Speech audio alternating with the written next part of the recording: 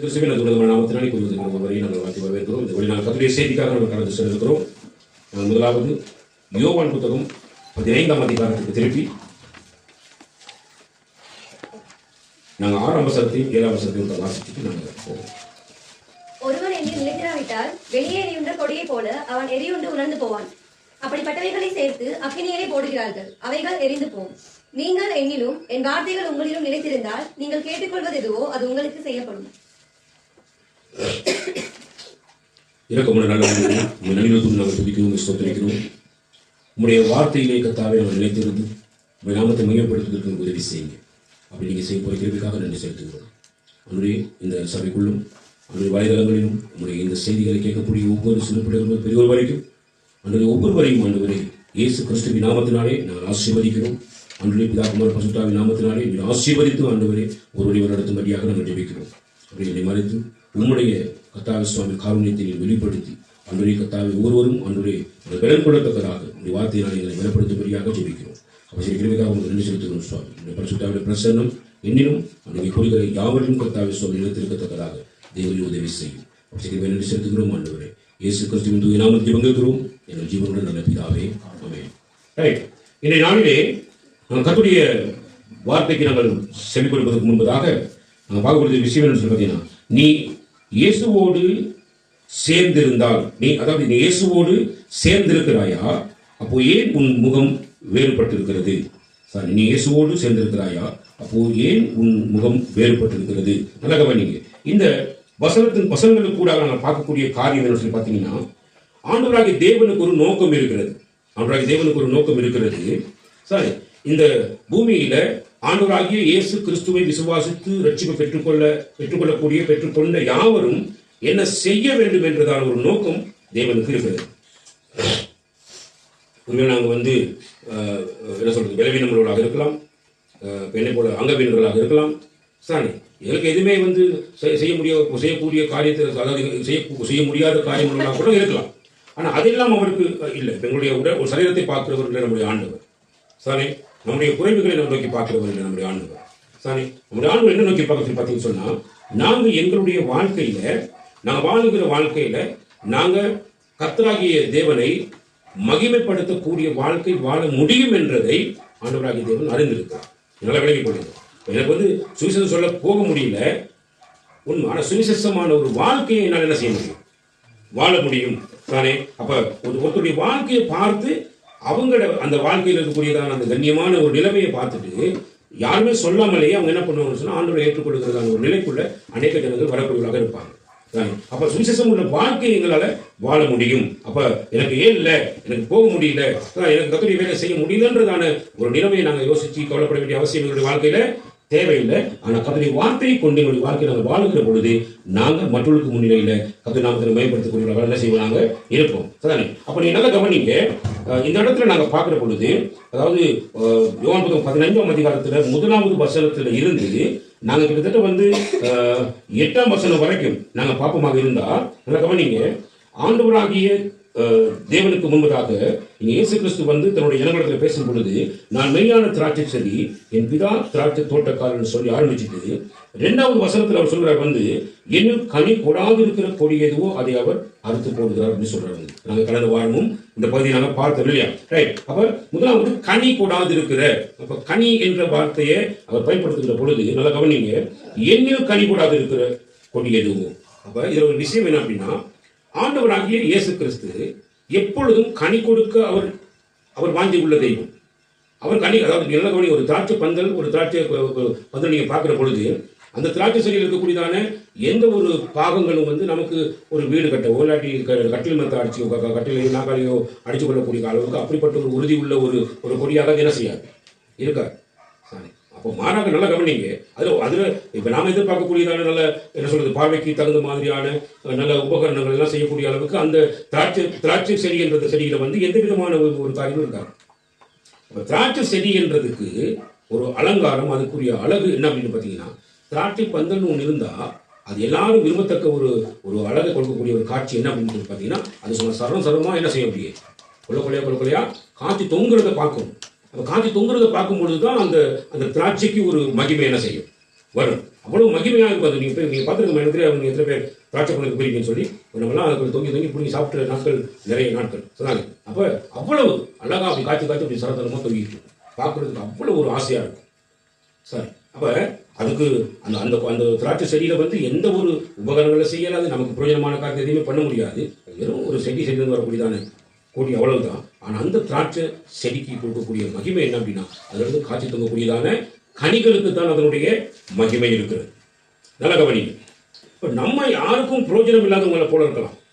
சரி, நம்முடைய வாழ்க்கை வந்து நீங்கள் பார்த்தீங்கன்னா பார்த்து ஆச்சரியப்படத்தக்க ரீதியில் வந்து நம்முடைய என்ன சொல்றது வந்து ஒரு பெரிய பெருமதி மிக்கவர்களாக இல்லாமல் கூட இருக்கலாம். ஆண்டவர் எங்களிடத்துல எதிர்பார்க்குற ஒரு காரியம் என்ன அப்படின்னு பார்த்தீங்கன்னா, சரி, நீங்கள் ஒரு திராட்சை கொடியை மாதிரி இருப்பீங்கன்னா அந்த திராட்சை கொடியில வந்து மகிமை பிரவாகித்து வர வேண்டும். அதாவது நிறைய பேர் பார்க்கும்பொழுது அந்த கொடி வந்து எப்படி இருக்கணும் அப்படின்னா நல்ல காய்ச்சி என்ன செய்யணும், அது சும்மா அப்படி சரசரமாக தொங்குறத மற்றவங்க பார்க்கணும். அப்போதான் அந்த திராட்சை அந்த அந்த அந்த பந்தலுக்கு அந்த திராட்சை கொடிக்கு ஒரு மிகப்பெரிய மகிமை என்ன செய்யும், கிடைக்கும் இல்லையா? அதைத்தான் ஆண்டவராகிய இயேசு கிறிஸ்து சொல்லும்போது சொல்றார் வந்து, என்னில் கனி கொடாது இருக்கிற கொடி எதுவோ அதை அவர் அறுத்து போடுகிறார். யார் அது அறுத்து போடுகிறவர்? யாரு? பிதாவாகிய தேவன் அதை அறுத்து போடுவார். அதுக்கு என்ன காரணம் அப்படின்னு பார்த்தீங்கன்னா, திராட்சை என்றது கட்டாயம் அது என்ன செஞ்சாகணும், அது காய்க்க வேணும். திராட்சை செடி வந்து காய்க்க வேணும். அப்ப இயேசு கிறிஸ்துவோடு கூட இணைந்து இல்லாத ஒரு வாழ்க்கை வாழக்கூடிய நபர்களை பொதுவாக நீங்க இந்த உலக நம்ம இருக்கிற இந்த என்ன சொல்றது சுத்து வட்டாரத்தில் நம்ம பார்க்கிற பொழுது தானே அவங்களால நீங்க பாருங்க கனி கொடுக்க முடியாம நிலைமை இருப்பாங்க. ஏன்னா இயேசு கிறிஸ்துவ குறித்து உங்களுக்கு தெரியாது, இயேசு கிறிஸ்து யாருன்னு உங்களுக்கு தெரியாது. அப்ப ஆனப்படி நம்ம என்ன பண்ணுவோம் அப்படின்னு சொன்னா, அவங்களுடைய கனி ஐயோ மோசமான மனுஷன் சாணி மோசமான மனுஷி, இவங்களோட நம்ம தொடர்பு நினைக்க கூடாது, வச்சுக்கொள்ளக்கூடாதுன்னு சொல்லி மற்றவங்களை பார்க்க நேரம் எங்களுக்கு அவங்கள பற்றி சில சில காரியங்கள் அவங்கள இருந்து வெளிப்படுகிறதான அந்த கனி எப்படி இருக்குன்னா அது வந்து பயங்கர மோசகரமான காரியமாக இருக்கும். சாணி அப்போ அந்த கனிகளை குறித்து நாங்கள் பார்க்குற பொழுது சாணி சரி அவங்ககிட்ட என்ன இருக்கும் அப்படின்னா மாம்சத்தின் கிரியைகள் இருக்கும், மாம்சத்தின் கனி வெளிப்படும்.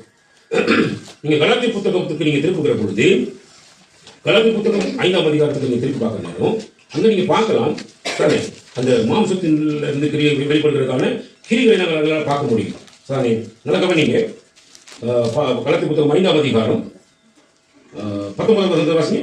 மாம்சத்தின் கிரியைகள் வெளியரங்கமாய் இருக்கின்றன. அவையாவன விபச்சாரம், வேசித்தனம், அசுத்தம், காமவிகாரம், விக்கிரக ஆராதனை, தில்லி சூனியம், பகைகள், விரோதங்கள், வைராக்கியங்கள், கோபங்கள், சண்டைகள், பிரிவினைகள், மார்க்க பேதங்கள், பொறாமைகள், கொலைகள், வெறிகள், களியாட்டுகள் முதலானவைகள். இந்த மாம்சத்தின் கிரியைகள் அப்படின்றது மாம்சத்துல அதாவது சரீரத்துல இருந்து ஏற்படக்கூடியதான செயலாற்றங்கள். இந்த செயலாற்றங்கள்ல இருந்து தான் ஒரு ஒரு மனிதனுடைய கனியை நாங்க பார்க்கக்கூடியதாக இருக்கும். நல்ல கவனி. இப்ப ஒரு கொடினா ஒரு கொடி வந்து இப்ப அந்த கொடி எப்படி இருக்குது, அது ஒரு மாம்சமாக இருக்கிறது.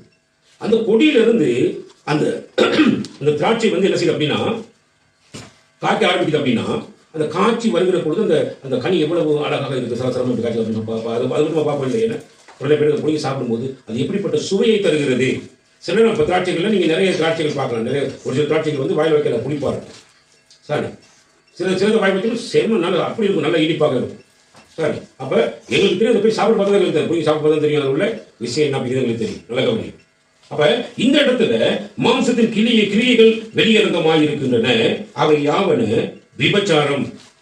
நல்ல கவனி. இந்த விபச்சாரம் அப்படின்ற இந்த இந்த இந்த காரியங்கள் நீங்க கவனிக்கிற பொழுது தானே ஒரு ஒரு குடும்ப பெண் அதாவது ஒரு கற்புள்ள ஒரு பெண்ணை தான் எடுத்து காட்டுவாங்க இல்லையா? முதலாவது ஒரு கற்புள்ள ஒரு பெண் அது வந்து கற்புள்ள வாழ்க்கையை வாழ தெரியாம அது வந்து நிற்கக்கூடாத இடத்துல போய் நிற்கிறதும், போய் பல்ல காட்டக்கூடாத இடத்துல போயிட்டு பல்ல காட்டுறதும், தேவையில்லாத விஷயங்கள்லாம் பண்ணிட்டு தெரியும் போது அந்த அது எப்படிப்பட்ட நல்ல ஒழுக்கமுள்ள பெண்களாக தன்னுடைய இருதயத்துக்கு தெரிஞ்சாலும் மற்றொரு பார்வையில அவங்க எப்படி கவனிப்பாங்க அப்படின்னு பார்த்தீங்கன்னா இது அவ்வளோ தூரம் நல்ல பழக்க வழக்கம் உள்ள ஒரு புல் இல்லையே அப்படின்ற மாதிரி அப்படித்தான் என்ன செய்வாங்க கவனிப்பாங்க.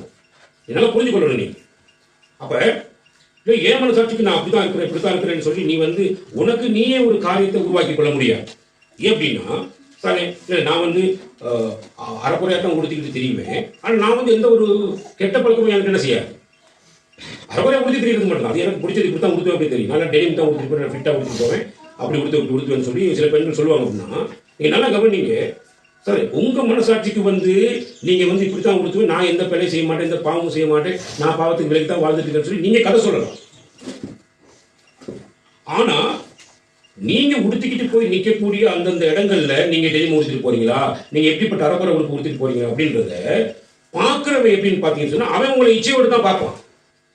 அப்ப அவன் உங்களை இச்சையோடு பார்க்கிற போது அது வசதி இருக்கிற கொஞ்சம் வாசிங்க சார். மத்திய கூட்டத்தில் 6ஆம் அதிகாரத்தில் நல்லா கவனிங்க, 5ஆம் அதிகாரத்தில் நல்லா கவனிங்க. அப்ப நம்மளோட நமக்கு எதுவுமே கிடையாது, நமக்கு எதுவுமே இல்லை, நாம எந்த கெட்ட பழக்கமும் செய்யறது இல்லை சார்.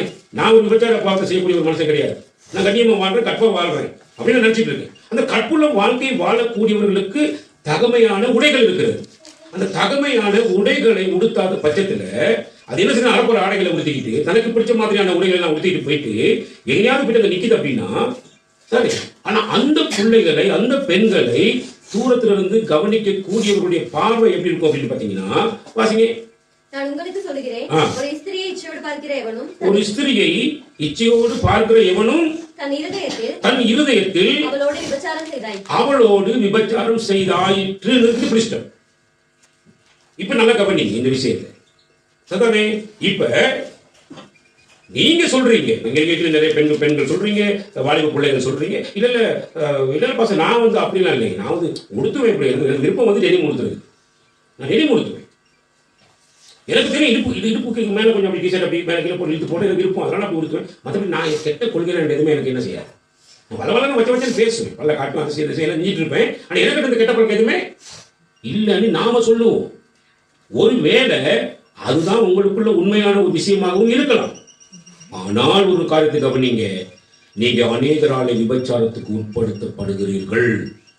நீங்க அநேகர் உங்களை என்ன பண்றாங்கன்னா, உங்களை தெரியாமலேயே உங்களை அறியாமலேயே என்ன பண்றாங்க அப்படின்னா உங்களை விபச்சாரம் பண்றாங்க அப்படின்றத இந்த வசனம் மிக தெளிவாக எங்களுக்கு என்ன செய்கிறது சொல்லுகிறது.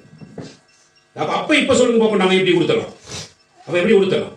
இப்ப ஐயோ எனக்கு தெரியாது, இவ்வளவு காலம் எங்களுக்கு தெரியாது, என்ன பிரதர் நீங்க இப்பதான் சொல்றீங்க, இவ்வளவு காலம் எங்களுக்கு தெரியாது, நாங்க ஏதோ அப்படி இப்படி எங்கேயா போகல அப்படி உடுத்திட்டு போவோம், ஆனா எங்ககிட்ட எந்த மாதிரி விஷயம் இருக்கவே இல்லையே அப்படின்னு சொன்னேன். என்ன நடக்கும்னா சாரி, நீங்க உங்களை அறியாமலேயே விபச்சாரத்துக்கு என்ன செய்யப்படுகிறீங்க, உட்படுத்தப்படுகிறீங்க. அதுக்கு காரணம் உங்களுக்குள்ள இருக்கக்கூடியதான தகமையான உடை அலங்காரங்கள், சிகை அலங்காரங்கள் உங்களுடைய வாழ்க்கையில் இல்லாததின் விளைவாக நடக்கக்கூடிய சம்பவம் என்ன அப்படின்னா இப்படி எல்லாம் நடந்துட்டு இருக்கு. இப்ப நீங்க உங்களோட வாலிப பிள்ளைகளாக்கி உங்களை நீங்க கவனிச்சு பாருங்க, அன்னைக்கு குடும்ப பெண்களாக்கி உங்களை நீங்க கவனிச்சு பாருங்க. இந்த மாதிரி சம்பவம் உங்களுடைய வாழ்க்கையில் நடந்திருக்குமாக இருந்தால் சரி, அப்ப பார்க்கிற எவனும் அவங்களோட விபச்சாரம் செய்தாயிற்று. அப்ப இச்சையோட எப்படி பார்ப்பான்? இச்சையோட பார்க்கறதுனா என்ன காரணம்? அவனுக்கு ஏன் அந்த இச்சை வந்துச்சு, ஏன் அவனுக்கு அந்த ஆசை வந்துச்சு அப்படின்னா, நீ உன்னுடைய வாழ்க்கையை மற்றவை இச்சிக்கத்தக்கதான பகுதிகளை வெளியே காட்டக்கூடிய அளவுக்கு உன்னுடைய உடை அலங்காரங்கள் இருக்கிறபடினாலதான் உன்னை இச்சையோடு கொடுத்தவங்களுக்கு என்ன செய்யலாம் சொன்னேன், உன்னை கவனிக்கலாம். நாங்க சும்மா அப்படிலாம் போயிடக்கூடாது, சாரி போயிடக்கூடாது. அப்ப இந்த மாதிரியான உடைகளை உடுத்தி தெரியக்கூடியதான பெண்கள், பெண் பிள்ளைகள், இவங்களுக்கெல்லாம் வந்து ஒரு விஷயம் என்ன சொல்றேன், இவங்க மற்றவங்களுக்கு படிப்பிக்கிறதுக்கு முடியாது, கர்த்தருடைய ஊழியத்தை சிறந்த செய்யறதுக்கு முடியாது, அவங்களாம் பண்ண முடியாது. அவங்களுக்குள்ள இருக்கிறது என்ன, அவங்களை அறியாமலேயே தாங்களே அவங்க என்ன பண்ணிருக்காங்க சொன்னா அவங்க அலங்காரப்படுத்தி கொண்டிருப்பாங்க. அலங்காரப்படுத்தி கொண்டிருக்கிற வேலையில மற்றவர்கள் இச்சிக்கப்படத்தக்க நிலைமை என்ன செஞ்சிருவாங்க பெண்களுடைய வாழ்க்கையில ஏற்பட்டு போயிடும். சார் அவங்க விபச்சாரம்ன்றதை எப்படி பார்க்கலாம் அப்படின்னா, எப்படி பார்க்கலாம் சார், அது மாம்சத்திலிருந்து வெளிப்படக்கூடிய கிரிகளால் என்ன செய்ய முடியுங்களாக பார்க்கக்கூடியதாக இருக்கிறது. நல்லா கவனிங்க. அடுத்தது என்னது, வேசித்தனம். அப்ப இந்த விபச்சாரத்துக்கும் வேசித்தனத்துக்கும் ஒரு தொடர்பு இருக்கிறது.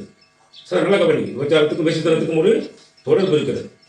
வீட்டில் நிறைய பெண்கள் என்ன செய்ய மாட்டாங்கன்னா நல்லா ஒழுங்காக உடுத்தி இருக்க மாட்டாங்க. ஆனால் வெளியில் எங்கேயாவது போக்கு என்ன செய்வாங்க அப்படின்னு சொன்னால் அவங்க வித்தியாசமாக தங்களை அலங்கரிச்சுக்கிட்டு அப்படி போவாங்க. சார் தமிழில் கூட ஒரு பாட்டு ஒன்று இருக்குது இல்லையா, இந்த ஒருத்த படிப்பான் பாட்டு படிப்பான் தானே, புருஷன் மட்டும் பார்க்கக்கூடிய உடம்பை என்ன செய்ய வெளியில் போட்டு காட்டிக்கிட்டு தெரியல அப்படின்னு சொல்லி பாட்டு படிப்பாங்க. நல்லா கவனி. நிறைய பெண்களுடைய வேலை என்ன அப்படின்னா, அவங்க வீட்டில் புருஷன் பார்வையில் இருக்கக்கூடிய நிலைமையை செய்ய மாட்டாங்க, வெளியில் போகும்போது அவங்க அப்படியான உட்பட அவங்களுக்கு தெரிவாங்க. எங்களுடைய வாழ்க்கை வந்து எப்படிப்பட்டது இருக்குன்னா, கர்த்தருடைய பார்வையில் நாங்கள் கற்புள்ளவர்களாக எங்களை இணைஞ்சிக்கிறோம். நாங்கள் எப்பொழுதுமே எங்களை கற்புள்ளவர்களாக நாங்கள் ஆக்கிக்கொள்வோம். கற்புள்ள வாழ்க்கைக்கு நேராக எங்களை நடத்தி செல்ல வேண்டும். நிறைய தாய்மார்கள்லாம் நீங்கள் இருக்கிறீங்க, உங்களோட பிள்ளைகளுக்கெல்லாம் இந்த நிறைய அலங்கார பொருட்கள் எல்லாம் வாங்கி கொடுப்பீங்க. சரி, அது மட்டும் இல்லாமல் நிலத்துக்கு நல்லா கலக்கலா நீங்கள் விடுவீங்க, அடிச்சு விடுவீங்க. உங்களோட பிள்ளைகள் நல்லா அழகாக இருக்கிறது நீங்கள் பார்க்க விரும்புறீங்க, நல்லதுதான். ஆனால் அது சின்னதுல இருந்து என்ன செய்யும் அப்படின்னு பார்த்தீங்கன்னா, பலபடி சொன்னாலும் தொட்டில் பழக்கம் சுடுகாடு என்ன செஞ்சுட்டு இருக்குமா, போயிட்டு இருக்கோம். அப்ப சின்னதுல இருந்தே நம்ம பிள்ளைகளுக்கு என்ன செய்யணும் அப்படின்னா, இதெல்லாம் தவறான காரியங்கள் அப்படின்னு சொல்லி படிச்சு கொடுத்து நாங்கள் என்ன செய்யணும், கத்தோடைய சமூகத்தில் நாங்கள் அவங்களை வளர்க்க. சண்டே ஸ்கூல் பிள்ளைகளுக்கு படிச்சு கொடுக்கக்கூடிய சண்டே ஸ்கூல் டீச்சர்ஸ்மாராக இருக்கக்கூடிய பிள்ளைகள் கூட என்ன செய்யணும்னா, அந்த பிள்ளைகளுக்கு சொல்லிக் கொடுக்கணும், இதெல்லாம் செய்யக்கூடாது, அம்மா அப்பா சொன்னாலும் நீங்க செய்யக்கூடாது, அப்படி செய்யக்கூடாது அப்படின்னா அப்ப சண்டே ஸ்கூல் டீச்சர் செய்யலாமா? டீச்சர் செஞ்சா பிள்ளைகள் என்ன செய்யும்? செய்யும் இல்லையா? அதை வச்சு பாருங்க. நம்ம அடுத்து ஓய்வு நாள் பாடசாலை பிள்ளைகள் வழிநடத்தக்கூடிய நிலைமைக்கு நாங்கள் ஒரு சில பேர் எழுமணும் அப்படின்னா நம்ம ரொம்ப கவனமாக எங்களுடைய ஊழியத்தில் நினைப்போம், செய்ய வேண்டும். சரி, அப்போ அதெல்லாம் நம்ம செய்யலை இல்லையா? பிள்ளைகள் யாரை கவனிக்கும்? டீச்சர் கவனிக்கும், படிக்கிற டீச்சர் ரொம்ப கவனிக்கும். அப்போ கவனிக்கக்கூடிய பிள்ளை என்ன செய்யணும், அதை பார்த்துட்டு அந்த பிள்ளை என்ன செய்யும், நம்முடைய வாழ்க்கையில் செய்ய ஆரம்பிக்கும். அதே மாதிரி பெற்றோரை கவனிக்கும் பிள்ளைகள், பிள்ளைகள் கவனிக்கும் போது பெற்றோர் செய்கிறத பார்த்தா பிள்ளைகள் என்ன செய்யும், செய்ய ஆரம்பிக்கும். அப்ப நாங்க எல்லாத்துலயுமே எப்படி இருக்கிறோம் அப்படின்னா வழிகாட்டிகளாக இருக்க வேணும். அப்ப பெற்றோராக இருந்தா நான் என் இயேசுவோடு இணைந்திருப்பேன் நாங்கள் இருந்தா தானே. அப்ப இணைந்திருக்கிற வாழ்க்கையை என் பிள்ளைகள் பார்க்க வேண்டும். அப்படின்னா இயேசுவோடு இணைந்திருந்தா தான் கனி கொடுக்கலாம். அப்புறம் நீங்க பார்த்தீங்கன்னா கனி, அதுக்கப்புறம் அதிக கனி, அதுக்கப்புறம் மிகுந்த கனி அப்படின்னு சொல்லி வசனம் தெளிவாக செய்யணும், படிச்சு கொடுக்குறது. சரி, அப்புறம் நல்லா கவனி, எங்களுடைய இணைப்பு ஒரு ஊழியத்தை செய்யக்கூடிய ஒரு பிள்ளைகளுடைய இணைப்பு யாரோட இருக்கணும் அப்படின்னா, இணைந்திருக்கிற வாழ்க்கை இயேசுவோடு இணைந்திருக்க வேண்டும். அப்போதான் அது என்ன செய்ய முடியும், கனி கொடுக்க முடியும். இல்லாட்டி அந்த எப்படிப்பட்ட கனி கொடுக்கும் அப்படின்னு சொல்லி பார்த்தீங்கன்னா இது இப்படித்தான் கொடுக்கும். நல்ல கவனிங்க. அப்ப நேசித்தனம்னு என்ன அர்த்தம் அப்படின்னா, கெட்ட பழக்க வழக்கம், இது உலகத்துல எல்லா விதமான கெட்ட பழக்க வழக்கம் இயேசுவினுடைய ஆவியெல்லாம் தச்சுக்கிட்டு தேவையில்லாத மேக்கப் எல்லாம் பண்ணிக்கிட்டு வித்தியாசமான கோணங்கள்ல இந்த பிள்ளைகளுடைய வாழ்க்கையில சிலர் வந்து கொஞ்சமா அது வேறுபட்டதாக என்ன செய்ய துவங்கிடும், மாற ஆரம்பிச்சிடும். சாரி, அப்ப அது மட்டும் இல்லாம நேசித்தனம் பண்றவங்க வீட்டுல தரித்திருக்கிறாங்க என்ன செய்ய மாட்டாங்க, இருக்க மாட்டாங்க.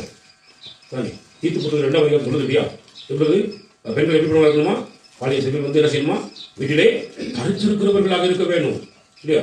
பாலியல் செல்கள் என்ன அர்த்தம் சொன்னா, அந்த என்ன சொல்றது, அந்த அந்த அந்த அவங்க அந்த அந்த அந்த கால பகுதியில் வாழக்கூடியவர்கள் கிட்டத்தட்ட 50 வயசுக்கு பிறகு வந்து அவங்க முதுவயது ஸ்திரீகளா இருப்பாங்க இல்லையா. என்ன சொல்லுது வாசிங்க, முதுவயது ஸ்திரீகளும் அப்படியே பரிசுத்தத்துக்கு ஏற்ற விதமாக நடக்கிறவர்களும் அவதூறு பண்ணாதவர்களும் மதுபானத்துக்கு அடிமைப்பட்டவர்களாய் இருக்கவும் தேவ வசனம் தூஷிக்கப்படாத படிக்கு மதுபானத்துக்கு அடிமைப்படாதவர்களாய் இருக்கவும் தேவ வசனம் தூஷிக்கப்படாத படிக்கு பாலிய ஸ்திரீகள் தங்கள் புருஷரிடத்திலும் தங்கள் பிள்ளைகளிடத்திலும் அன்புள்ளவர்களும் தெரிந்த புத்தியுள்ளவர்களும் கற்புள்ளவர்களும் வீட்டில் தரித்திரர்களும் நல்லவர்களும் தங்கள் புருஷருக்கு கீழ்ப்படிவாய் இருக்கும்படி. நல்ல கவனிங்க, இந்த வசனங்கள் எவ்வளவு தெளிவாக பேசிக் கொடுக்க போகுது பார்த்தீங்கதானே. அப்ப முதுவயது உள்ள ஸ்திரீகள் என்ன செய்யணும் தானே, என்ன செய்யணும், முதுவயது உள்ள ஸ்திரீகள் என்ன செய்யணும் வாசிங்க, பரிசுத்தத்துக்கு ஏற்ற விதமாக. இங்க எவ்வளவு முதுவயது உள்ள ஸ்திரீகள் இருக்கிறீங்க, முதுவயது உள்ளவர்கள் என்ன அர்த்தம் அப்படின்னா நீங்க வந்து கொஞ்சம் முதிர்ச்சி பெற்றவர்கள். முதிர்வயது உள்ளவர்கள்னா குறிப்பிட்ட வயதலைக்கு போனதுக்கு பிறகான எங்களுடைய வாழ்க்கை எப்படி இருக்கணும் அப்படின்னு கேட்டீங்கன்னா, நாங்க ரொம்ப கவனமான வாழ்க்கையை வாழக்கூட இருக்க வேணும் சார். நல்ல கவனிங்க. அப்ப இங்க முதுவயது உள்ள ஸ்திரீகள் வந்து எப்படி முதலாவது காணப்பட வேண்டிய விஷயம் என்னது, பரிசுத்தம் இருக்க வேண்டும். முதலாவது இருக்க வேண்டியது பரிசுத்தம். அதுக்கு அடுத்தது அவதூறு பண்ணக்கூடாது. நான் என்ன சொல்றேன், நல்ல கவனிங்க. நான் வந்து ரட்சிக்கப்பட்டு கிட்டத்தட்ட 20 வருஷம் ஆச்சு. ரட்சிப்பை பெற்றுக் கொண்டு எத்தனை வருஷம், 20 வருஷம் ஆச்சு. 20 வருஷம் ஆகி வேலை இல்லை, ஒருத்தர் அவதூறு பண்ணிக்கிட்டு இருக்கிறன்னா நீ வந்து யார் அப்படின்னா, நீ வந்து யாரு, பரிசுத்தத்தை உழைத்து போடுகிறவள். நல்லா புரிஞ்சுக்கொள்ளுங்க. அவதூறு பண்ண போகக்கூடாது. யாரை பத்தி நாங்க இப்ப எங்களுக்கு தெரியணும், கர்த்தர் எங்களை நடத்தி கொண்டிருக்க, கர்த்தர் எங்களை விடுதலை ஆக்கி இருக்கிறார். இங்க இருக்கிற சபையில் கூடிய அவ்வளவு பேர் கர்த்தரால் விடுவிக்கப்பட்டவர்கள். அப்ப விடுவிக்கப்பட்டவர்களை குறித்து நாம தேவையில்லாம என்ன செய்யக்கூடாது, பேச போகக்கூடாது. அப்ப நாங்க அவதூறு பண்ணக்கூடாது. ஐயோ மோசமான ஒரு மனுஷன் அப்படி தேவையில்லாத விஷயங்களை நாங்க என்ன செய்யக்கூடாது, பேச போகக்கூடாது. கடவுள் விடுதலை பண்ணுனா ஆவியானவர் எங்கே உண்டோ அங்கே விடுதலை உண்டு. குமாரன் விடுதலை ஆக்கினால் மெய்யாகவே விடுதலையாக்கப்படுகிறான். அப்ப குமாரன் விடுதலை ஆக்கும் நேரங்கள் வரும் பொழுது விடுதலையாக்கப்படுவான். அப்ப தேவையில்லாமல் நம்ம எல்லாம் ஒருத்தர் நம்ம அவதூறு பண்ணி யாரையும் காயப்படுத்தி விடக்கூடாது. சும்மா சொல்லிட வேண்டியது. நாங்கள் பெரிய முதிர் வயது நாங்க 25 வருஷமா நாங்கள் தேய்ச்சி போயிட்டு இருக்கோம். நீ 25 வருஷம், நீ 20 நிமிஷம் தான் நீ சேர்த்துக்குள்ள வந்திருப்பானாலும் உன்னுடைய கிரியைகள் அது மாம்சத்தின் கிரியைகளாக என்ன செய்யக்கூடாது, உனக்கு வெளிப்படக்கூடாது. மாம்சத்தின் கிரியைகள் உனக்கு வெளிப்படுதுனாலே நீயும் கர்த்தரும் உனக்கும் கர்த்தருக்கும் எந்த விதமான சம்பந்தமும் இல்லவே இல்லை. அவ்வளவுதான் சார். நல்ல கவனிங்க. இப்போ நாங்களும் என்ன பண்றோம், இங்க வந்து உட்காந்து பிள்ளைகளை பார்த்துட்டு திடீர்னு பார்த்துட்டு ஒரு திறமையை பார்த்துட்டு உள்ளே கொடுக்க பார்த்துருவோம். அது எங்களுக்கு சில பேர் கிடைக்கிற முகரடி தான். திறமையெல்லாம் பார்த்து நாங்கள் என்ன செய்யலாம், ஊழியர்கள் கொடுக்க முடியாது. கனியை பார்த்தா என்ன செய்யலாம்? வெளியே கொடுக்கும். அந்த கவனி சரி. அப்போ ரைட்.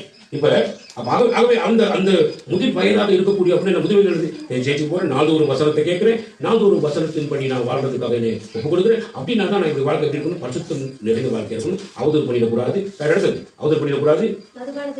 மதுபானங்களுக்கு என்ன செய்யக்கூடாது? நான் அடிமைப்பட்டுறக்கூடாது. அப்போ சில கேட்கட்டவங்க மதுபானம் குடிக்கிறத பற்றி பேசலை.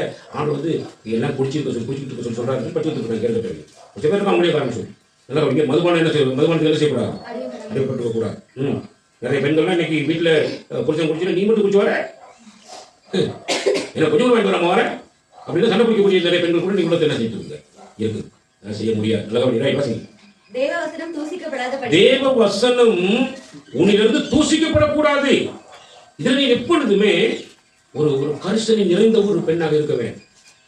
தேவசம் எப்படி தூசிக்கும்? பாருடா, சேர்ச்சிக்கு போக்குல மட்டும் சும்மா ஆளு கூட தெரியாதுயா, கூட்டிக்கிட்டு தான் நடக்குங்க. ஆனா சபையை விட்டு வெளியே போனதுக்கு பிறகு பார்த்தீங்கன்னு சொன்னா ஐயோ கூட சொல்றான் போட்ட தெரிய தாயா கொடுத்தது அப்படின்னா என்ன என்ன விஷயம் அப்படின்னு நல்லா கவனிங்கன்னா, நம்முடைய வாழ்க்கை வந்து நம்ம கர்த்தர்களை விடுதலை ஆக்கியிருக்கிறார். நான் கர்த்தருடைய பிள்ளை அப்படின்னு எனக்கு இருக்க வேண்டிய விஷயம் என்ன அப்படின்னா, என் மூலமாக தேவ வசனம்னு என்ன அர்த்தம்? தேவ வசனம் என்னது? தேவ வார்த்தை யாரு? ஆண்டவராகிய இயேசு கிறிஸ்து உன் மூலமா தூசிக்கப்படாதபடிக்கு உன்னுடைய வாழ்க்கை ரொம்ப கவனமாக நீ நிதானிச்சு கொண்டிருக்கும். எப்பயுமே நீ தேவ வசனம் தூசிக்கப்படாதபடிக்கு தங்கள் புருஷரிடத்திலும் அப்ப பாலிய ஸ்திரீகள் என்ன பண்ணா, அந்த சொல்லுவது அந்த குறிப்பிட்ட வயது எல்லைக்குள்ள இருக்கக்கூடியவர்கள் வந்து தங்களுடைய புருஷர்களிடத்தில் அவங்க எப்படி எப்படி நடந்து கொள்ள வேண்டும் என்றதான பகுதியெல்லாம் மிக தெளிவாக என்ன செய்யப்பட்டிருக்கிறது? வேதத்தில் சொல்லிக்கிறது இல்லையா? தங்கள் புருஷரிடத்தில் என்ன செய்யணுமா? தங்கள் புருஷரிடத்திலும் தங்கள் பிள்ளைகளிடத்திலும் அன்புள்ளவர்களும் தங்கள் புருஷர்களிடத்திலையும் சரி தங்கள் பிள்ளைகளிடத்திலும் சரி எப்படி இருக்கணும்? அவங்க அன்புள்ளவர்களாக இருக்க வேணும். சரி வாசி. தெளிந்த புத்தி இருக்க வேண்டும். அடுத்து கற்பு உள்ளவர்கள். கற்பு காக்கப்பட வேண்டும். கற்பு வந்து எப்படி இருக்கணும்? காக்கப்படும். கற்புள்ள வாழ்க்கை. கெட்ட பேர் எங்களுக்கு வந்து டக்குன்னு சாட்டிடுவாங்க யார் வேணாலும். அப்போ நாங்கள் யாரோட சேர்க்கிறோம், யாரோட பேச்சுவார்த்தை நடத்திட்டு இருக்கோம், இப்படி நாங்கள் வாழ்க்கை இருக்கிறது. ஃப்ரெண்ட்ஷிப்லாம் என்ன மாதிரி ஃப்ரெண்ட்ஷிப் அப்படிங்கிறது அப்படின்னா, நான் இயேசு கிறிஸ்துவோடு இணைந்து இருக்கக்கூடிய கொடியாக இருப்பனாக இருந்தால் கற்பு எனக்குள்ள நினைஞ்சிட்டு இருக்கும், இருந்து கொண்டு இருக்கும். எப்பளவர்களும் வீட்டில் தரித்திருக்க வேண்டியவர்கள். வீட்டில் தரித்திருக்கணும் அப்படின்னா அவங்க சும்மா கண்டபடி அங்கே போய்கிட்டு புருஷன் இல்லாட்டி சில பார்த்தீங்கன்னா புருஷன் வேலை போயிட்டாங்க அப்படின்னு சொல்லிட்டு பக்கத்து போது வீடு ஆச்சு தெரியும். சில பெண்கள் அந்த வாக்கில் போயிட்டு ஏதாவது ஒரு பொருள் சேர்ந்துக்கிட்டு தேவையில்லாத கதையில் கட்டிட்டு உட்காந்துருக்கும். அப்படிப்பட்ட பெண்களுக்கு இருக்கக்கூடிய கெட்ட அந்த காரியங்களை யாரும் சேரும் பேசிக்கிறவங்க வந்து சேர்ந்து ரொம்ப பயங்கரமாக இருக்கும். அந்த காரியங்கள் வந்து இல்லையா? வீட்டில் தச்சு என்ன இருக்கு அப்படின்னா, நீ வீட்டில் வந்து வீட்டு வேலை சில நம்பர்கள் செய்து காரியங்களை பண்ணி உங்களுடைய வாழ்க்கை முறைகள் எல்லாம் வித்தியாசமான முறைகள் நினைச்சிட்டு போயிட வேண்டும். சாமி நல்லா பண்ணி சில இப்போ நீங்கள் பார்த்தீங்கன்னா சில குடும்பங்களில் வந்து ஒரு பயம் கட்டி போகிற ஒரு பெண் இருக்கு அப்படின்னா அவங்க வீட்டில் ஒரு மாமி இருக்கும், மாமா இருப்பாங்க, அந்த குடும்பம் ஒன்று இருக்கும். அப்போ அந்த குடும்பத்துக்குள்ளே இருந்தாலும் அவங்க அந்த குடும்பத்துக்குள்ளே நினைச்சு வீட்டில் இருக்கும். வீட்டில் செய்ய வேண்டிய காரியங்கள்லாம் அவங்க செய்யணும். இப்போ அதை சில செய்ய முடியாது, செய்ய முடியல, உடம்புக்கு தரல, அப்படி சொல்லிக்கிட்டு இருக்கிறவங்க என்ன பண்ணுவாங்கன்னா தனியாக இருக்க விரும்புவாங்க. அப்போ தனியாக இருக்க விரும்பும்போது என்ன பண்ணுவாங்க? ஒன்று அவங்க டிவியை போட்டு பார்த்துட்டு இருப்பாங்க, அதில் ஆபாசமான படங்களை பார்ப்பாங்க, சில ஃபோன்களை வச்சு நோண்டிட்டு இருப்பாங்க. அப்படி என்னன்னு சொன்னால் பக்கத்து வீட்டுகளில் முறைகேடாக இருக்கக்கூடியதான பெண்களோடு கூட தங்களுடைய உறவை என்ன பண்ணிட்டு இருப்பாங்க, ஏற்படுத்தி கொண்டு இருப்பாங்க. அப்போ அவங்க லைஃப் வந்து என்ன செஞ்சு போயிடும்? சரி அப்படி போயிடும். எந்த நேரமும் பாலிய ஸ்திரீகளுக்கான அந்த புருஷர்களும் தங்கள் மனைவிகள் மேலே அக்கறை உள்ளவர்களாக என்ன பண்ணணும் அப்படின்னா அவங்களை எங்கே கொண்டு நிப்பாட்டினா எங்கே வைக்கலாம், அவங்களுக்கு தனியாக நிப்பாட்டினாமா தனி நிப்பாட்டக்கூடாதா? சரி, இவங்களுக்கான தேவைகள் என்ன, இவங்களுடைய வாழ்க்கைக்கு தேவையான ஆரோக்கியம் என்னங்கிறத சரியாக திட்டமிட்டு நடத்தக்கூடிய புருஷர்களாக அவங்களும் மிகவும் ஞானமுள்ளவர்களாக என்ன செய்யப்பட வேண்டும், இருக்க வேண்டும். நல்ல கவனி.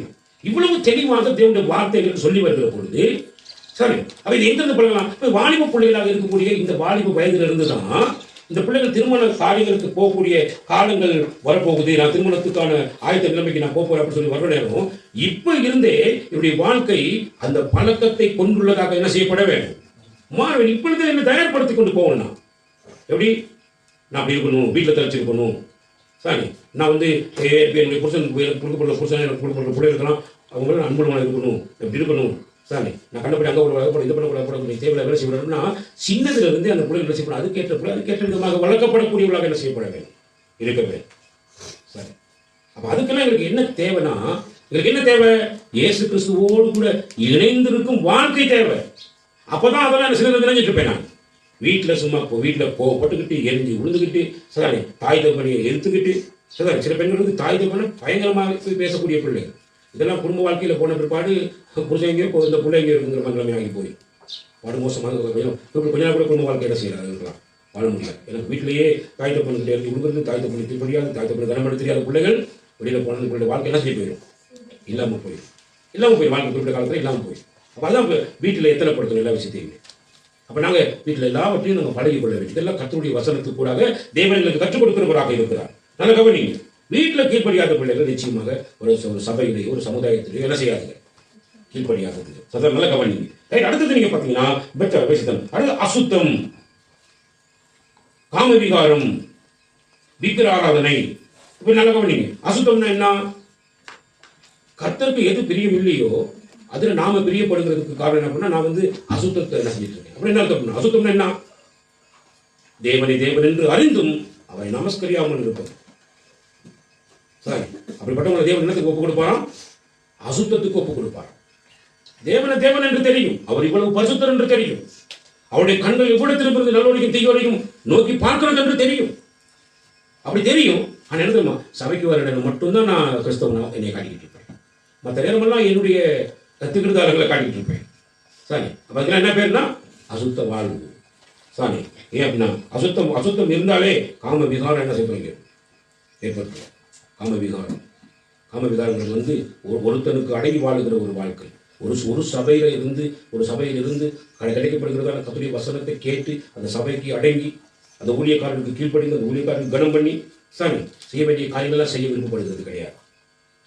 இஷ்டத்துக்கு எங்க வேணாலும் பீறிக்கிட்டு ஓட நினைக்கிற காரியங்கள் சாமி அதெல்லாம் வந்து இந்த காம விகாரம் பிடிச்சவர்களை போல இதெல்லாம் வந்து வித்தியாசமான முறையில் செயல்படக்கூடியவர்கள்.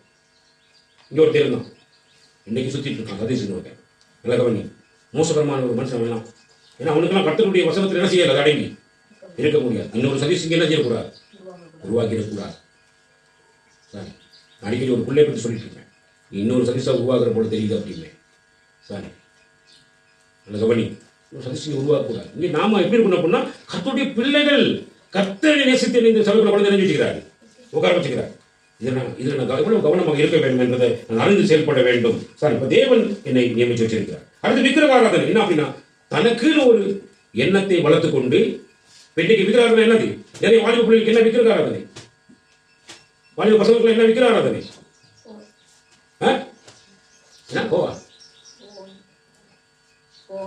இன்னைக்கு வாலிப பிள்ளைகள் வாலிபர்களுக்கு இருக்கக்கூடிய விக்கிரக ஆராதனை என்ன அப்படின்னா அவங்கெல்லாம் அவங்கவுங்களுக்கு ஒரு லைஃப் பார்ட்னர் தான் வச்சிருப்பாங்க. அந்த அந்த முழு உள்ளத்திலிருந்து என்னை என்ன செய்யும் ஆராதிக்க வேண்டும். வாலிபனே உன் வாலிப பிரயாயத்திலே உன் சிருஷ்டிகரை நீ நினைக்க வேண்டும். ஆனா அதை நினைக்காம சிருஷ்டிகரை உன்னை படைத்தவரை நினைக்க வேண்டிய அந்த அந்த இருதயத்தை நீ யாருக்கு கொடுத்து வச்சுக்கிற அப்படின்னா நீ உனக்குன்னு ஒவ்வொரு நபர்களை நீ உனக்குன்னு தெரிஞ்சு கொண்டு அதுல நீ அவனை நீ எப்படி பூஜிக்கிற தெரியுமா? நீ கர்த்தரை விட பூஜிக்கிற அவனை நீ என்ன செய்யற? நீ விக்கிரக ஆராதனையை போல நீ வழிபட்டு கொண்டு வந்துட்டு இருக்கிற. ஒருத்தன் போட்டிருக்கிறான் என் வாழ்க்கை எல்லாமே நீ தான் அப்படின்னு போட்டிருக்கான். போன்ல சேவ் பண்ணி வச்சிருக்கான், வாழ்க்கையெல்லாம் நீ தான். அப்ப யாரை சேவிக்கிறான், யாரை நமஸ்கரிக்கிறான்? நல்ல கவனி, விக்கிரக ஆராதனை யார்கிட்ட வரும் தெரியுமா? இயேசுவோடு இணைந்து இல்லாத ஒவ்வொருத்தருக்குள்ளே ஏற்படக்கூடிய விக்கிரக ஆராதனை. உள்ள நீங்க நினைக்கலாம் நம்ம லவ் பண்றலாம் பாவமா சுத்தம், நீ லவ் பண்றலாம் பாவம். நானும் சொல்றேன் வாலிப பிள்ளையே வாலிப பிரயாயத்தில் உன் சிருஷ்டிகரை நினைங்க சொல்ற. நீ சிருஷ்டிகரை நினைக்காம இருக்கிறனா அதுக்கு காரணமே நீ யார் அப்படின்னா நீ விக்கிரக ஆராதனை பண்ணிக்கிட்டு தான் இங்கே உட்காந்துருக்க. விக்கிரக ஆராதனை பண்ணிட்டு இருக்கிறவங்களுக்கு இங்கே தேவ சமூகத்தில் இடம் என்ன செய்யாது, தேவனை ஆராதிக்க முடியாது. தேவனை ஆராதிக்கிறது எப்படி ஆராதிக்கணும்? உன் முழு உள்ளத்தில் ஆராதி. முழு உள்ளத்தை நீ யார் கொடுத்துக்கிற? யார் கொடுத்துருக்கிற?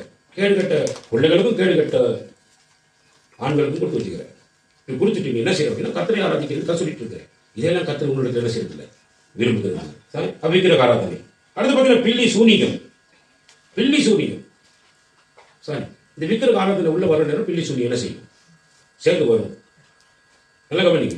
இந்த பில்லி சுனி அப்படி என்ன தப்புன்னா, எப்படிப்பட்ட அன்பை காண்பிக்கக்கூடிய தாய் தப்பன்கிட்டே துணிகரமா பொய்யையும் பித்தலாட்டத்தையும் ஏகப்பட்டமா சொல்றது மட்டும் இல்லாம அது சிஸ்டமா என்ன செய்யும்? அந்த திட்டமிட்டு செய்யக்கூடிய காரியங்களை தெளிவா செஞ்சுட்டு அப்படின்னா அதுக்கு அந்த விக்கிரக ஆராதனை ஆராதிக்கிறதுக்காக எங்கெல்லாம் போகணும் வரணும், அதுக்கெல்லாம் என்னென்ன மாதிரியான சம்பவங்கள் எல்லாம் செய்யணும்னா அத்தனை காரியங்களை சூழ்ச்சி மூலமாக செய்யக்கூடிய பேர் தான் பில்லி சூழ்ச்சியா செஞ்சுட்டு இருக்கும். எப்படி சொல்லுவோம்?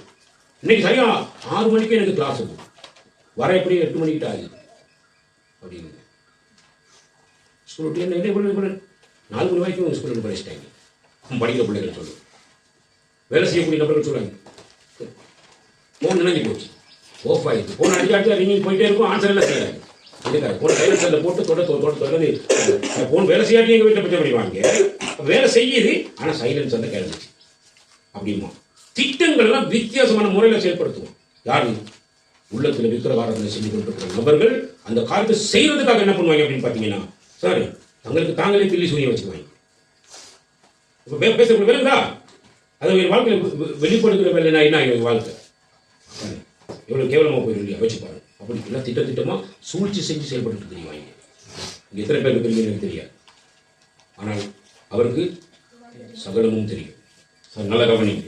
அடுத்தது என்ன? பில்லி சூனியம். அடுத்தது பகைகள். அப்பா சொல்லுவார் கூப்பிட்டு, மனைவி வா, என்ன பட்டு கேட்க போயிட்டு வர, இந்த ஆளுக்கு வேற வேலையே இல்லை, மூஞ்சி நின்று தான் போயிடுவோம். அப்படி அங்கே போன இங்கே போன பொய்யெல்லாம் விட்டுருவோம். மறுபடி பெரிய தொலையா போச்சா அப்பங்காரனோட எந்த நேரம் பார்த்தா என்ன பண்ணிட்டு இருக்கான். சரி இங்கே போயிடாது வரையிலாது. அப்போ அவங்களுக்கு என்ன செய்யணும்? அந்த அப்பா அம்மாவோட இருக்கிறதுக்கே பிடிக்காது, அப்பா அம்மாவையே பகைக்க ஆரம்பிச்சிருவாங்க. இதுல என்ன விஷயம் அப்படின்னு பார்த்தீங்கன்னா, இப்போ அம்மா அம்மாவுக்கு என்ன செய்யும் அப்படின்னு கேட்டால் பிள்ளைகள்கிட்ட என்ன விஷயம் தெரிஞ்சுட்டு அதை அப்படி கொஞ்சம் சாமிக்கு பூசி வைக்க ட்ரை பண்ணுங்க. சரி கொஞ்சம் அம்மாவுக்கு பிடிக்காத வாழ்க்கை அந்த பிள்ளைங்க வாழ்க்கணும்னு உடனே கொண்டு வந்து அப்பா கிட்ட போட்டு கொடுத்துரும். போட்டு கொடுத்துற விஷயம் என்ன வேலை பார்த்து கடைசி அம்மாவை பாய்ச்சி அப்பாவை பாய்ச்சி பெரிய பகையை கொண்டு வந்துருவாங்க. யார்? இந்த விக்கிரக ஆராதனை செய்யறவங்க. அவங்க இதெல்லாம் பார்த்தீங்கன்னா தொடர்போட வரும், இன்னில தொடர்போட வரும். ஆரம்பத்திலிருந்து விபச்சாரத்திலிருந்து எல்லாம் தொடர்பு கொண்டதா இருக்கும், உன்னோட ஒண்ணு ஒட்டிட்டு இருக்கும். அதான் வாழ்க்கை. சரி நல்லா கவனிச்சு பாருங்க. சரி பகைகள் வந்தோடனே என்ன செய்யணும்? அப்புறம் விரோதம் வர துவங்கிடும். விரோதம் வந்தோடனே வைராக்கியம் வர துவங்கிடும். எப்படி? இனிமே நான் வீட்டு பக்கம் என்ன செய்ய மாட்டேன், வீட்டு பக்கம் வர மாட்டேன், எனக்கு நீங்க எதுவுமே செஞ்சு தரத்தவர் இல்லை, நான் பார்த்துக்கிறேன், எனக்குள்ள விஷயம் நான் செஞ்சுக்கிறேன், எல்லாத்தையும் நான் மாடியை கட்டி போட கோபுரம் நான் செஞ்சிடுவேன், கட்டிடும் அப்படி இருப்பேன் இப்படி இருப்பேன் பேரு அம்மா பார்க்கல பயங்கரமா பேசுவாங்க. இப்படிலாம் பேசிட்டு போயிட்டு இருப்பாங்க. அதானே நல்லா யோசிச்சு பாருங்க. அதுக்கு பிறகு வைராக்கியம் வரும். எப்படி என்ன வைராக்கியம் வரும்? திங்கிறதுக்கு இல்லாட்டி பிரச்சனை கிடையாது, எப்படி சாப்பிட்றதுக்கு இல்லாட்டி பிரச்சனை கிடையாது. என்ன செய்யக்கூடாது? கடவுள் அவங்க வீட்டுக்கு நாங்கள் என்ன செய்யக்கூடாது? நாங்கள் வீட்டுக்கு போயிடக்கூடாது. கெட்ட குமாரன் கிட்ட அந்த வைராக்கியம் இருந்தது எல்லாமே என்ன இருக்கும்? கெட்ட குமாரன் பற்றி படிச்சீங்களா இல்லையா? அவனுக்கு அந்த வைராக்கியம் இருந்திருக்கா? ரட்சிப்பு வந்திருக்கா? செத்து போயிருப்பான். நீங்க நிறைய பேருக்கு வைராக்கியம் இருக்கும் அப்படின்னா, நான் இந்த காலத்தில் நினைக்க மாட்டேன், அந்த பரிவாசம் இருக்க மாட்டேன் அப்படிமா. நிறைய பிள்ளைகள் சபையில் இது ஊழியக்காரன் அப்படி பேசிவிட்டான், ஊழியக்காரன் கடற்கடத்தில் அந்த பிள்ளைகள் வித்தியாசமான நடந்துக்குது. நான் இங்கே அந்த சபைக்கு நினைச்ச மாட்டேன். மறுபடியும் யாரை பார்த்துட்டு இருக்க? ஊழியக்காரை பார்க்குறேன், ஊழியக்காரை பார்க்குறேன், பிள்ளைகளுக்கு பார்க்குறேன், பிள்ளைகளை பார்த்துட்டு இருக்க. உன்னை நேசித்த உன் ஆண்டவரை நீ என்ன செய்யல? நீ பார்க்கற. அதெல்லாம் நாங்கள் ரொம்ப பரிவாசம் வைக்க மாட்டேன் அப்படிமா. இப்படி போன நிறைய பேர் நினைச்சிட்டு இருக்காங்க இன்னைக்கு வெளியில அவதாயப்பட்டு கிடக்கிறோம். சார் நல்லா கவனிங்க. வைராக்கியம் வரும். அடுத்து கோபம் வர துவங்கிடும். அப்புறம் கோபம் வந்து சண்டை போடுவாங்க. அப்புறம் பிரிவினை வாதங்கள் இருக்கிறது. அப்புறம் மார்க்க பேதங்கள் என்னது? சரியான மார்க்கத்தை நடக்கிறதுக்கு விருப்பப்படுறது இல்லை. அவனுக்குன்னு ஒரு மார்க்கத்தை அவன் போட்டுக்கிடுவான், உண்டு பண்ணிக்கிடுவான். அவன் தன்னுடைய விஷயத்தில் என்ன சேர்த்து வாங்கிடுவான், போயிடுவான். அடுத்து பிறகு பொறாமையில என்ன சேர்த்து வாங்கிடும், ஏற்படுத்த வாங்கிடும். சரி பொறாமைகள் வந்துச்சு. பொறாமை வந்தவன காரியம் என்ன பண்ணிட்டான்? தன் சகோதரர்கள் கூட என்ன செய்யலாமே நினைக்கிறேன். இன்னைக்கு சபைக்குள்ள எத்தனையோ பேருக்குள்ள பொறாமை இருக்கிறது. சரி இனிமேல் என்னுடைய பிள்ளைகள் செய்கிற சில விஷயங்களை பார்த்து சபைக்குள்ள இருக்கிற மற்ற பிள்ளைகளுக்கு பொறாமை என்ன செய்யும், ஏற்படுகிறது. சரி விசுவாசிகளுக்கு அந்த மாதிரி பிரச்சனை வரக்கூடாது. வந்தா தன் சகோதரி என்றும் சகோதரன் என்றும் பாராமலே கொலை செய்ய என்ன செய்ய துவங்கிடும். முயற்சி செய்வோம். பொறாமை வந்தாலே கொலை செய்ய ஆரம்பிச்சிடும். கொலை செய்ய ஆரம்பிச்சுட்டா அதுக்கு பிறகு வெறிகள் களியாட்டுகள்னு சொல்லி அந்த வாழ்க்கையில தலைகீழ என்ன செய்ய போய் சேர்ந்துடும். சரி அதை கவனி. இதெல்லாம் யாருக்கு அப்படின்னு பார்த்தீங்கன்னா, இயேசு கிறிஸ்துவாகிய செடியோடு இணைந்திராத கொடிகளுக்கு நடக்கக்கூடிய சம்பவம். அந்த கொடிகள் அப்படிலாம் இணைந்திராத கொடிகள் அப்படி இருக்கும். அது எப்படி இருக்குன்னா, மனுஷர்கள் அவங்க என்ன பண்ணி போடுவாங்களா? என்ன சொல்லப்படுது சொல்லுங்க. மனுஷர்கள் என்ன பண்ணி போடுவாங்க? அந்த 6ஆம் வசனத்தை வாசிங்க. யோவான் புத்தகம் 15ஆம் அதிகாரத்துல, ஒருவன் என்னை நிலைத்திராவிட்டால் வெளியே எரியுண்ட கொடியை போல அவன் எரியுண்டு உலர்ந்து போவான்.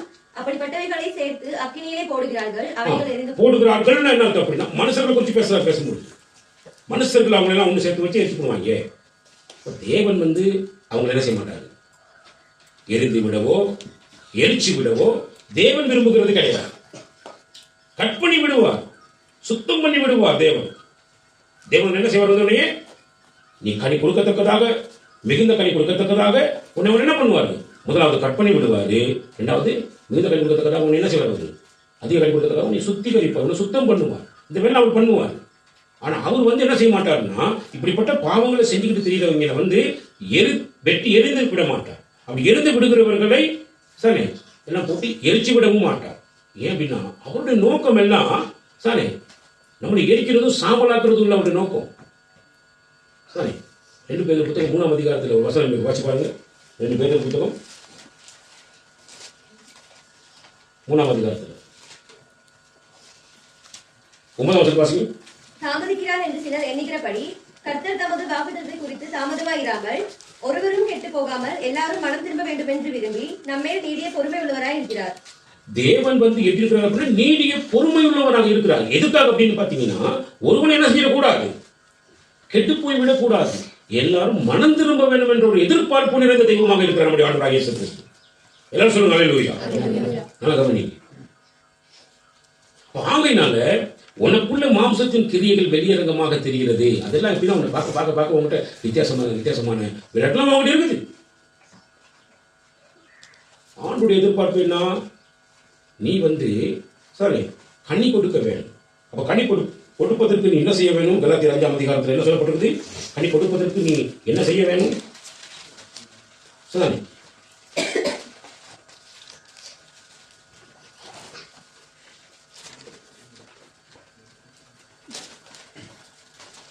நான் கனி கொடுப்பதற்கு என்ன செய்யப்பட? 18ஆம் வசனம் சொல்லுது, ஆவியினால் நடத்தப்படுவீர்கள். ஆனால் எப்படி நடத்தப்பட வேணும்? ஆவியினால் நடத்தப்படுகிறவர்களாக வேணும். சாரி, அப்படி ஆவியினால் நடத்தப்படாம நீங்க நியாய பிரமாணத்துக்காக, பழைய ஏற்பாட்டு காலத்துக்கு நியாய பிரமாணத்துக்கு நீங்க கீழ்ப்பட இருப்பீங்கன்னு சொன்னா உங்க கிரியெல்லாம் இந்த விதமாக வேலை செஞ்சுட்டு இருக்கும், போய் கொண்டிருக்கும். சரி, ஆகவே தேவனுடைய ராஜ்யத்தை 21ஆம் வசனத்தினுடைய 2ஆம் பகுதி, தேவனுடைய ராஜ்யத்தை சுதந்திரிப்பதில்லை என்று முன்னே நான் சொன்னது போல இப்பொழுது உங்களுக்கு சொல்லுகிறேன். ஆவியின் கனியோ அப்படின்னு சொல்லும்போது ஆவியின் கனியிலிருந்து ஆரம்பிக்கிறார். கிறிஸ்துவனுடையவர்கள் தங்கள் மாம்சத்தையும் அதன் ஆசை இச்சைகளையும் சிலுவையில் அறைந்திருக்கிறார்கள். யாரு? கிறிஸ்துவனுடையவர்கள் என்ன பண்றாங்கன்னா, தங்கள் மாம்சத்தையும் அதன் ஆசை இச்சைகளையும் என்ன நினைச்சிருக்காங்கன்னா சிலுவையில் அறைந்திருக்கிறார்கள். அப்ப கிறிஸ்துவனுடையவர்கள் தங்களுடைய மாம்சத்தையும் அதன் ஆசை இச்சைகளையும் சிலுவையில் அறைந்திருக்கிறார்களா இருந்தா, எப்படி நான் கிறிஸ்துவ ஆராதிக்கிறேன்னு சொல்லிட்டு இருக்கிறேன்னா, எப்படி கிறிஸ்துவ ஆராய்ச்சி சொல்லிட்டு இருக்கேன்னா, எப்படி என் இருதயத்துக்குள்ள இன்னொரு நபருக்கு இடம் கொடுத்து வச்சிருப்பேன்? அப்ப அது என்ன, அதனுடைய வாழ்க்கை என்னத்தை கொண்டு வருது? என்னுடைய மாம்சத்தின் இச்சையையும் ஆசையையும் இருக்கிற அப்படின்னால தான் நான் உள்ளுக்குள்ள என்ன பண்ணி வச்சுக்கிட்டு இருக்கேன். கேட்ட கிறிஸ்துவ அப்படிங்கிறேன், விதகுமார் பரிசுத்த ஞானஸ்நானம் எடுத்துட்டேன்னு சொல்றேன். ஆனா உள்ளத்துக்குள்ள யாரை வச்சுக்கிட்டு இருக்கேன்? வேற ஒரு கேடுகட்ட நபரை வச்சுக்கிட்டு இருக்கிறேன். அவனை வச்சுட்டு விக்கிரகாராதனை பண்ணிட்டு உட்கார்ந்து இருக்கிறேன். அவனை வச்சுக்கிட்டு விக்கிரகாராதனை பண்ணிட்டு உட்கார்ந்து இருக்கிறேன். இப்ப நீ எப்படி கிறிஸ்துக்குள்ள இருக்க கிறிஸ்துவனா இருக்க முடியும்? நீ கிறிஸ்துவனுடையவனா எப்படி இருக்க முடியும்? ஏன்னா அது மட்டும் இல்லாம என்ன சொல்லப்படுதுன்னு சொல்லி பார்த்தீங்கன்னா, சரி, அந்த மாம்சத்தையும் அதன் ஆசை இச்சைகள் அப்படின்னு சொல்லி அவரை சிலுவையில் அறையாதவர்கள் கிறிஸ்துவனுடையவர்கள் என்ன செய்ய முடியாது, இருக்க முடியாது. அப்ப எப்படி உங்களுக்கு டக்குன்னு என்ன போன சொல்லி டக்குன்னு நாய் மோப்பம் முடிக்கிற மாதிரிக்கு கண்ட கர்மங்கள் எல்லாம் குடிச்சிக்கிட்டு வெறிச்சிக்கிட்டு தேவையான கல்யாணம் பண்ணிட்டு வந்துக்கிறீங்க? எப்படி உங்களுக்கு அந்த எண்ணங்கள் உங்களுக்கு வருது அப்படின்னு பார்த்தீங்கன்னா, கிறிஸ்துவனுடைய உலகம் நீங்க இருப்பீங்கன்னா நீங்க உங்க மாம்சத்தை இச்சையை அது ஏற்படுற ஆசை என்ன பண்ணிருப்பீங்க? சிலுவையில் அடைஞ்சிருப்பீங்க. இது நீங்க செய்யல அப்படின்னா, நீங்க இன்னமும் செய்யாம இருக்கிறீங்க அப்படின்னா, நீங்க கிறிஸ்துவனுடையவர்கள் சொல்லி ஏமாத்திக்கிட்டு தெரியுறீங்க. இயேசு கிறிஸ்துவனுடையவர்கள் சொல்லிக்கிட்டு ஏமாத்திக்கிட்டு தெரிகிறவங்களை கர்த்தர் அந்த செடியில வச்சிருக்க மாட்டார். இதைத்தான் இங்க யோவான் புத்தகத்துல நம்ம பார்க்கிறோம் இல்லையா? என்ன சொல்றோம்னா, நீ உன்னுடைய ஆசைகளை இச்சைகளை நீ என்ன செய்யல, நீ சிலுவையில் நீ அடிக்கல. ஆனா இயேசு கிறிஸ்துவனுடைய செடியாகிய அந்த செடியில நீ இணைந்திருக்கிற கொடிய மாதிரி காடிக்கிட்டு உட்கார்ந்துருக்க. உனக்கிட்ட கனி இல்லை. நீ இயேசு கிறிஸ்து என்னும் செடியில நீ இணைந்திராத பட்சத்துல உன்னால் கனி கொடுக்க முடியாது. ஆனப்படினால உன்னை கர்த்தர் என்ன செய்வார்னா உன்னை வெட்டி விடுவார். அது இல்லாதபடி வெட்டி விடுவார். இல்லை இங்கே கவனி, பல்லு தோன்ற வீட்டில் போய் வச்சுக்க. சரி, உன்னை வெட்டி விடுறதுக்கு நீ என்ன செய்யக்கூடாது. நீ அதான் தாவி சொல்லுங்க, ஆண்டவரே நீங்க என்ன செய்யக்கூடாது, உங்களுடைய சமூகத்துக்கு என்ன செய்யக்கூடாது, நீங்க அள்ளிடக்கூடாது. ஆண்டவர் பரிசுத்தாவின் இடத்துல நீங்க என்ன செய்யக்கூடாது, எடுத்துடக்கூடாது அப்படிங்கிறான். உங்களுக்கு விளங்குதா? இல்லை சொல்லுங்கம்மா, விளங்குதுன்னா நல்லா கவனிங்க. நான் கிறிஸ்தவன், கிறிஸ்துவுக்குள்ள இருக்கிறேன், நான் கிறிஸ்துவ ஆராதிக்கிறேன்னு சொல்ற நீ உன்னுடைய மாம்சத்தின் இச்சையையும் அது ஏற்படுகிற ஆசையையும் நீ சிலுவையில் இயேசு கிறிஸ்து உனக்காக தன் ஜீவனை கொடுத்து ஒரு தடவை உன் பாவத்துக்காக பலி செலுத்தினவர் வந்து மறுபடியும் உனக்காக திரும்ப ஜீவனை என்ன செய்ய மாட்டார், கொடுக்க மாட்டார். அப்படின்னா இப்ப நீ என்ன செய்யணும், ஓம் மாம்ச இச்சையும் ஓம் ஆசைகளையும் நீ என்ன செய்யணும், நீ சிலுவையில் அடிக்க வேணும். நீ சிலுவையில் அடிக்கலைன்னா நீ கர்த்தருடைய பிள்ளைகளாக என்ன செய்ய முடியாதுனால இருக்க முடியாது. ஆகவே இந்த மாதிரி காரியங்களை கொண்டுட்டு நீ வந்து கடவுள் இருக்கிறேன்னு சொல்லிட்டு தெரியவன்னு சொன்னா, பிதாவாகிய தேவன் தோட்டக்காரராக இருந்து பார்த்துட்டு இருப்பார். செடியில இணைக்கப்பட்ட கொடின்னு சொல்லிட்டு இருக்குது, ஆனா என்ன செய்ய மாட்டேங்குது, கனி கொடுக்க மாட்டேங்குது அப்படின்னு உடனே என்ன செய்வாங்க, வெட்டி விடுவார். சரி, வெட்டி விடுவார். இன்னொன்னு செய்வார் அப்படின்னா என்ன தப்புன்னா, என்னது அறுத்து போடுகிறார்.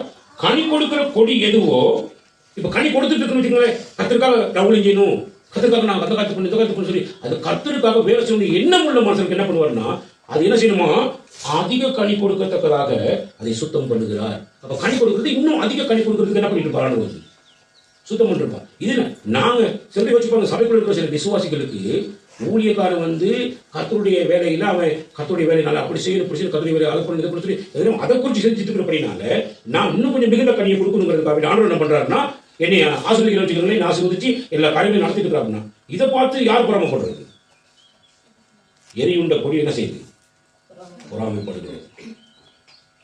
வெட்டப்பட்ட கொடிகளுக்கு பொறாமைப்படுறது. சரி, அப்ப நாங்க என்ன தெரிய வேண்டாம், அதிக கனி நான் கனி கொடுத்துட்டு இருக்கேன்னா இன்னும் நான் கனி கொடுக்கறதுக்கான சகல காரியத்தை கத்தனா பண்ணிட்டு இருப்பாரு. அப்ப மிகுந்த கனி கொடுக்கணும், நல்ல கனி அதிகமான கனி கொடுக்கணும், என்ன செய்யணும், நிறைய பசலை போடணும். சரியா, என்ன அடிக்கடி என்னை வந்து கவனிக்கணும்.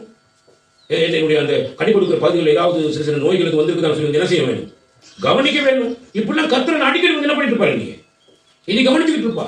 இது கர்த்தர் செய்வார். எதுக்கு அப்படின்னா, நான் அதிக கனிகளை கொடுக்க வேண்டும் என்பதற்காக. நல்ல கவனி, நிறைய இன்னும் இருக்குது. ஒரே ஒரு காரியம் தான், ஆண்டவரோடு கூட இணைந்திராத வாழ்க்கை, ஆண்டுடைய வார்த்தையில நிலைத்திராத வாழ்க்கை, ஆண்டுடைய இயேசு கிறிஸ்துவோடு கூட இணைந்திராத வாழ்க்கை.